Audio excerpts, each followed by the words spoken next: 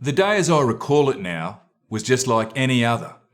As normal as a Saturday would instigate a brother to be picking up the dog and bone, fine Australian zest, the mower out of petrol, and a relevant request. He said, "I'm as dry as Simpson's Desert, mate. I think I'll have a tub. It's 10 past now. What do you reckon? 3 o'clock? I'll meet you at the pub." Well, as brothers do, I met him, and I thought he'd gone insane when he told me that he parked beside an early model plane. And I might have thought the scoundrel was already on the sauce. But tied to the veranda was this bloody big red horse. And it kind of looked familiar. Well, enough to send a chill. So I took my brother's word for it and we headed for a swill.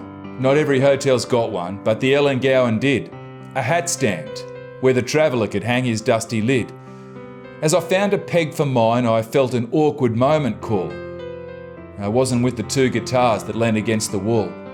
I must admit, it stumped me when the baggy green appeared, but the iron mask beside them. Crikey, this was getting weird.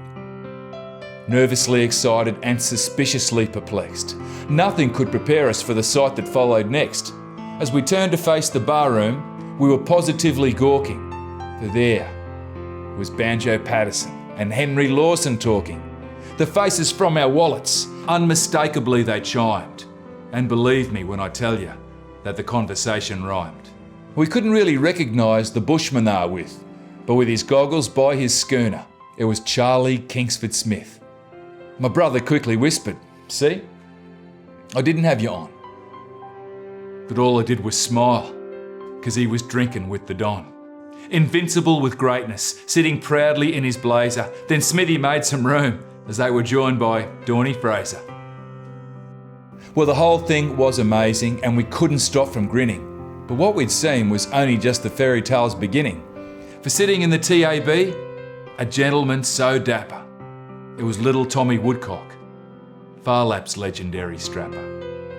Ah, the horse. Of course, it hit me as the country's finest shearer, Jackie Howe, walked through the door with Albert Namatjira. Gazing out the window, Albert's dreamtime eyes were tainted by a blood-red summer sunset, which I'm sure he must have painted.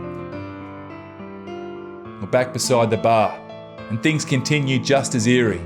It was Mr. R.M. Williams tossing two-up coins with Weary.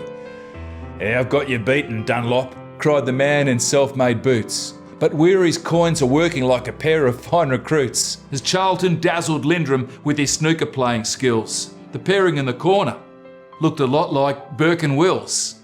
The barman, Wally Lewis, bellowed, "What you having here?"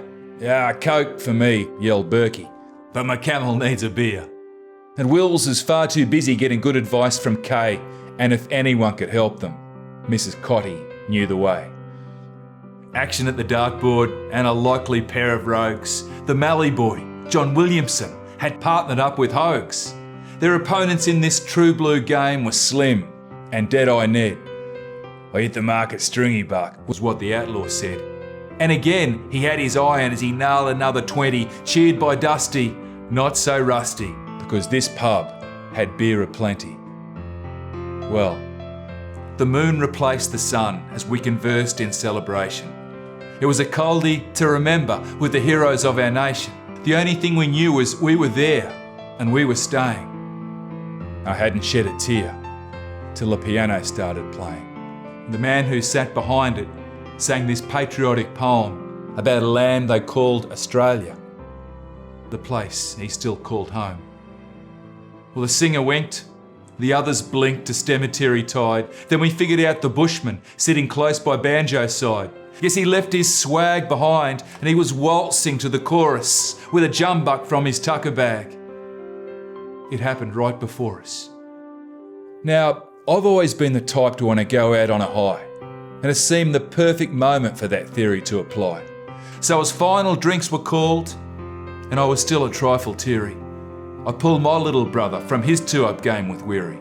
We bid goodbye, we walked outside. Our faces must have glowed. We bear hugged there, we punched the air, and we floated down the road. The last thing I remember were the words my brother planted.